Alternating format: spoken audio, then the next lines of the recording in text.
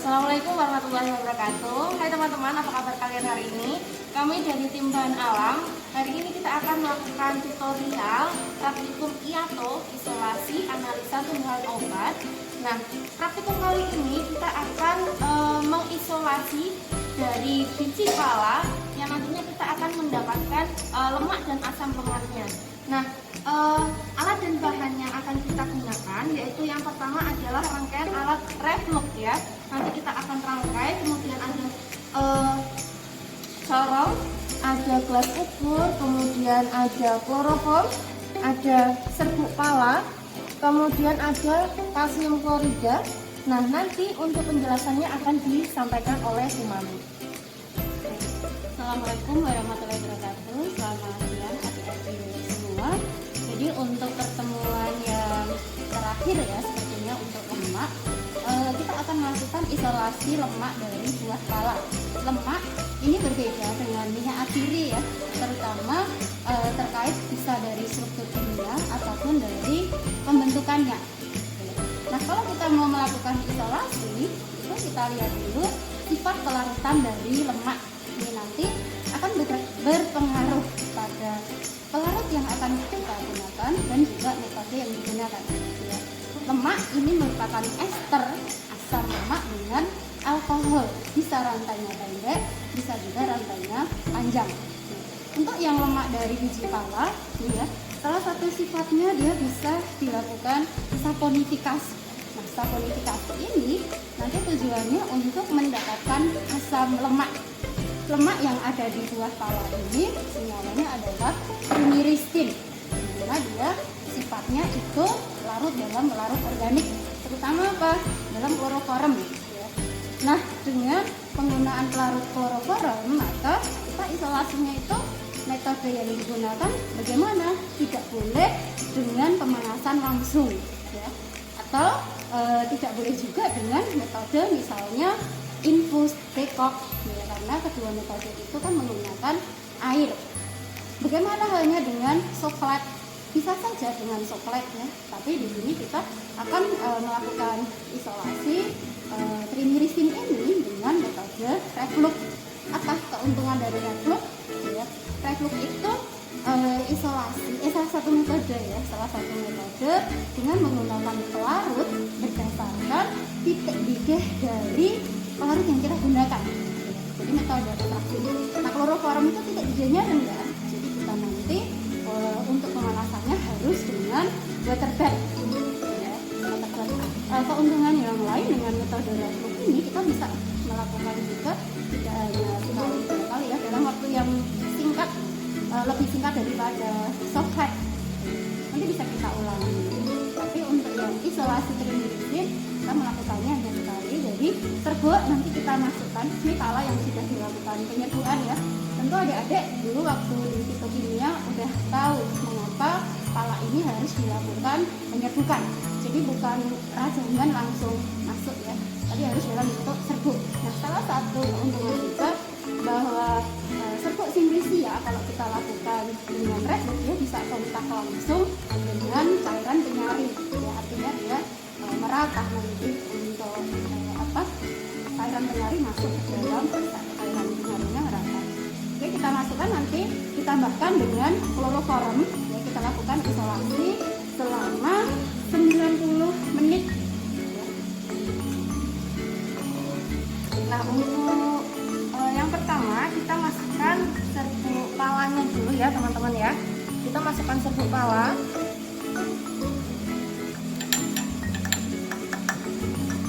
Kemudian ditambahkan serbuk palanya berapa teman-teman?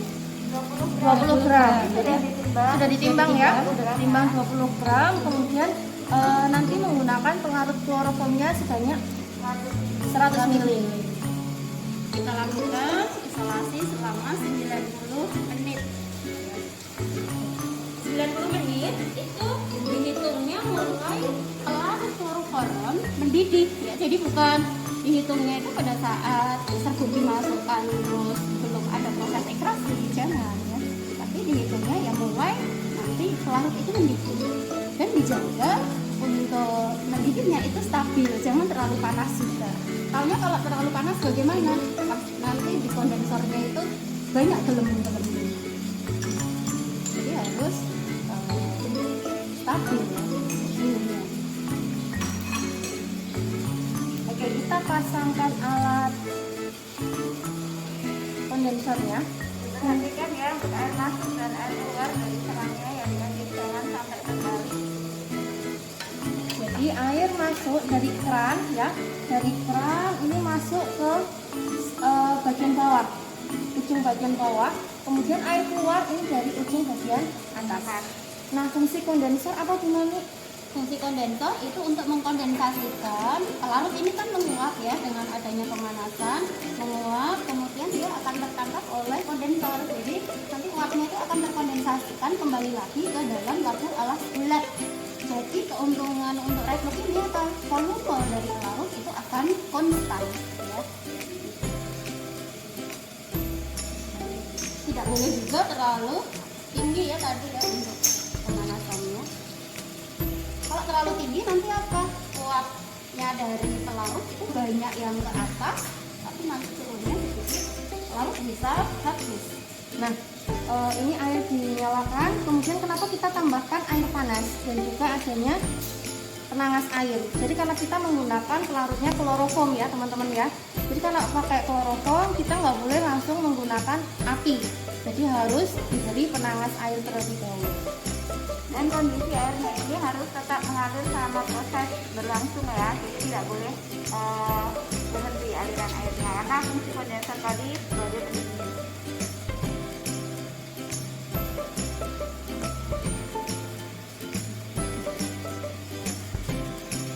Dan air yang digunakan ini panas ya, jangan air dingin.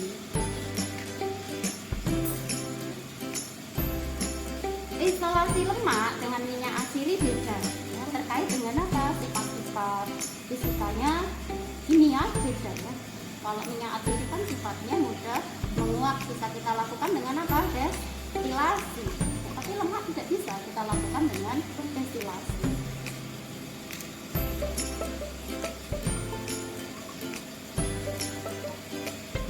Oke teman-teman, ini proses ekstraksinya ya.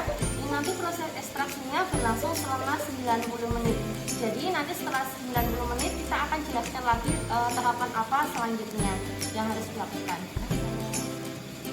Oke teman-teman, jadi ini proses redlocknya sudah selesai ya, sudah 90 menit. Jadi kali ini kita akan melakukan proses penyaringan ya. Penyaringannya kita hentikan dulu. Kita hentikan, matikan api, air dihentikan, kemudian kita panas lagi. Ditunggu dulu sampai cairan ini ya, tetesannya ini turun semua, jangan dibuka.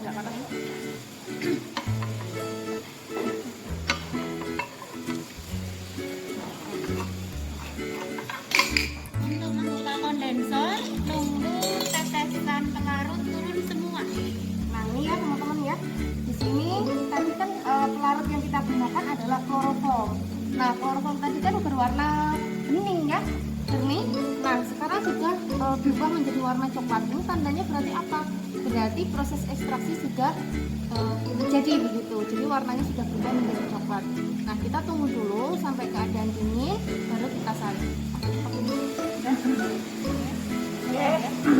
Oke, jadi jadi kita ini ya, kita akan lanjutkan proses selanjutnya yaitu kita akan menyaring. Nah, oke, kita saring supaya terpisah antara filtrat dan juga ampasnya atau residunya. Kita saring ya pelan-pelan. Filtratnya.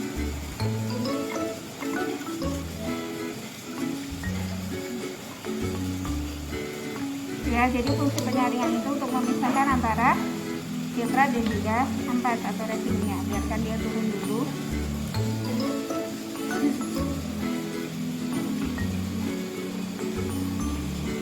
Kalau saat menyaring harus pakai masker ya, karena ini kan kloroform itu Banyak ya, bahaya juga. pernafasan. Kita setelah tersaring baru nanti filtratnya ditambah dengan kalsium klorik ya. Ini kalsium kloritnya. Berapa banyak yang ditambahkan? Ya, secukupnya saja. Fungsinya nanti penambahan kalsium klorit ini untuk mengikat air. Jadi tambahkan sedikit. Penambahannya bukan pada saat penyaringan, tapi nanti ditambahkan di filtrat.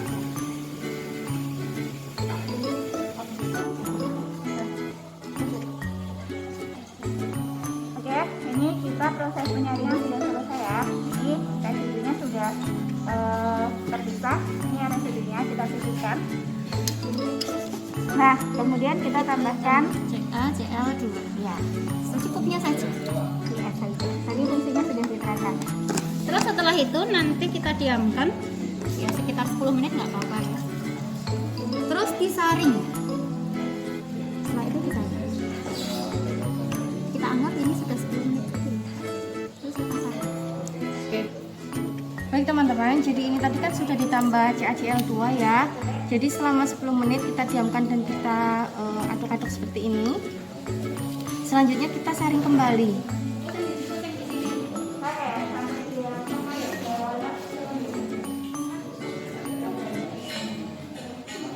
Apa sih fungsi CaCl2 teman-teman, masih ingat nggak? Nah tadi kan sudah dijelaskan Bu Mami ya. Kalau masih ingat silahkan teman-teman tulis di kolom komentar ya. Nanti yang benar akan ada nilai plus untuk nilai keaktifan. Nah setelah kita saring ya teman-teman, ini nanti kita lanjutkan untuk kita destilasi. Nah nanti untuk destilasinya kita akan lihat bagaimana prosesnya ya. Lanjutan dari isolasi trimiristin setelah kita tambahkan dengan kalsium klorit, maka filtrat kita lakukan penyaringan dan setelah disaring dilakukan destilasi. Rangkaian destilasinya seperti ini ya. Jadi tidak boleh penguapan kloroform itu secara langsung. Kenapa? Karena kloroform titik didihnya rendah. Satu-satunya cara untuk penguapan kloroform bisa dengan destilasi atau bisa juga sebenarnya dengan water bath. Tapi kelemahannya kalau kita melakukan penguapan dengan water bath nanti akan mencemari lingkungan ya, kita jadi tidak sehat. Sehingga untuk penguapannya atau pemekatan dengan destilasi. Labu destilat ini ya, labu destilatnya ini digunakan untuk tempat filtrat, kemudian ini kondensor. Terus ini pipa untuk lewatnya destilat. Di sini air ini untuk tempatnya kloroform. Jadi yang kita gunakan nanti adalah hasil dari residunya ini. Ya, residunya ini isinya trimiristin. Oke, prosesnya ini kita tunggu sampai ini sudah nyala ya. Sudah nyala, kita tunggu sampai semua kloroform menguap. Tinggal nanti ekstrak yang ada di labunya ini, labu destilasinya ini. Oke, sudah nih kalau mau menambahkan silakan. Sini ya, tadi kan sudah kita lakukan pemanasan. Nah, di sini ya sudah terjadi pemanasan, maka uapnya dia akan naik. Di sini ada pendinginan ya, kondensasi, maka uapnya ini nanti akan berubah menjadi tetesan cairan. Nah, ini teman-teman.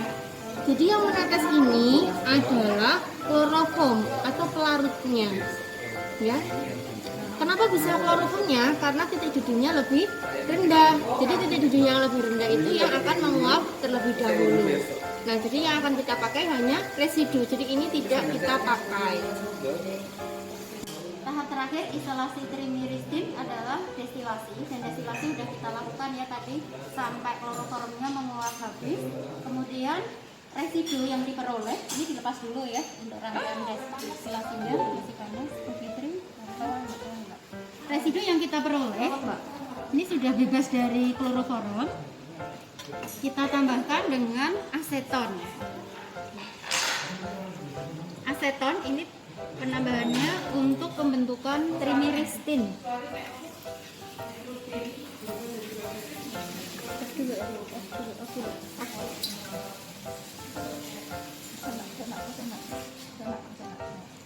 Pelan-pelan, bentar. Bu Fitri, sini.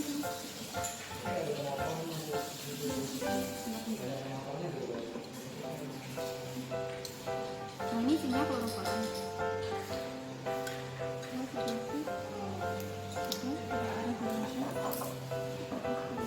Aseton yang ditambahkan nanti 50 ml.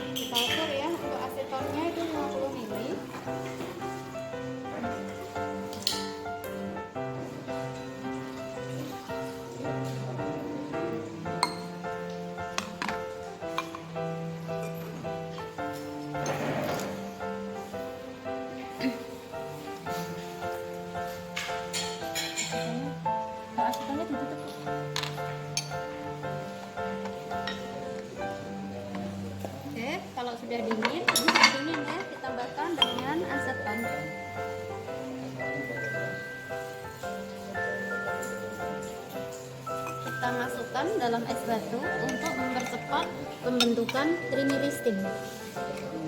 Nah, ini boleh juga dimasukkan ke dalam freezer ya. Tapi kalau dimasukkan dalam freezer nanti menunggu beberapa jam.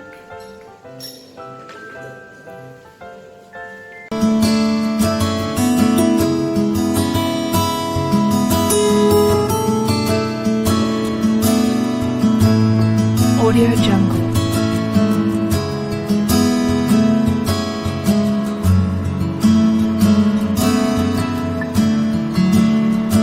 Audio Jungle.